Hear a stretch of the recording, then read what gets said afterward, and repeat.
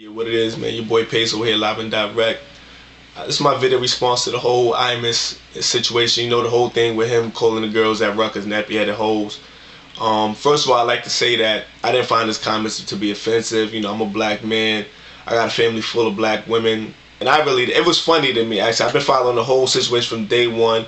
You know, when it first dropped, you know, I'm a news fanatic, a news and sports fanatic. So, you know, those two things just kind of mixed into everything. So, when it just first dropped, I actually listened to it, and it was actually quite funny to me. It was funny because the way he said it in the context where a comedian would say. You know, people got to realize he's a comedian. He's not a politician. He's not a news anchor. His show is a comedy television / radio show, and he said it as a comedian. Now, I also say it's not offensive or racist because the opposing team, which was Tennessee, is a predominantly black women's basketball team also. So when you look at it like that, you have to say, you know, it isn't like Rutgers was a team full of black girls and Tennessee was a team full of white girls. Both teams were equally black. It's just that, like he said, the girls from Rutgers were a little bit rough looking.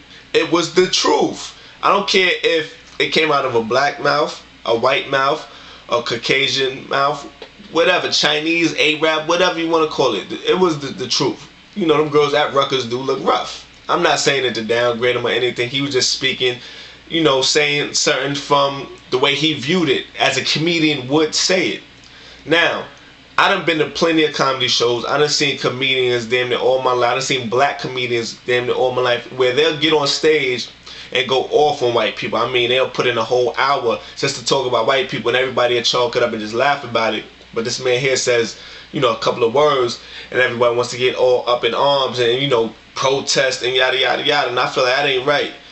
It ain't right for these black, you know, so-called leaders to get on television and criticize this one old white man about a couple of words he said, where you got black pregnancy. I mean, you got black teenage pregnancy. You got brothers shooting and killing each other every day. You got brothers robbing each other all the time. Why we don't get on television and speak about that? Why do we wait for this old dude who really has no impact on the black community? I mean, let's be for real. How many black people you know listen or watch Imus? And let's be serious. So why would y'all make a big thing about these couple of words this man dropped when we need to step in our own hoods and our own communities and settle the problems and issues we got there?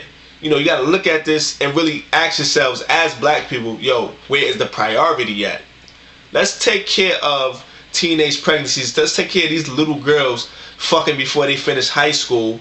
Let's take care of dudes killing each other every day before we decide to march and protest over this one comedian. No matter what you may feel, no matter how ignorant it may seem, no matter, you know, some people may take it as being ignorant and that's cool. Some people may have took it offensive and that's cool. I'm not knocking that. I'm not down in that. But let's call it like it is. Like, does that situation really warrant the attention it's getting? Or should we focus that same attention on the issues that need to be solved and helped out within the black communities? That's something people need to think about before they get all, you know, let's march and let's protest over Imus. Like, let's really put the attention where it needs to be, black people. And that's basically my whole response to the whole situation.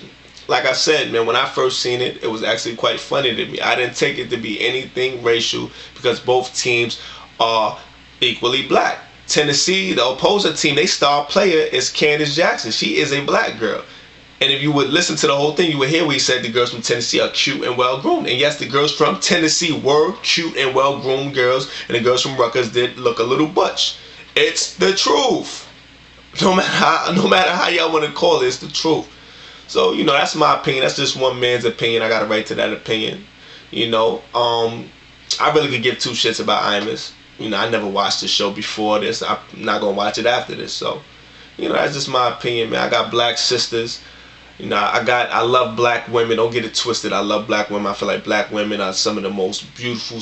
They are the most beautiful specimens God ever created to walk earth.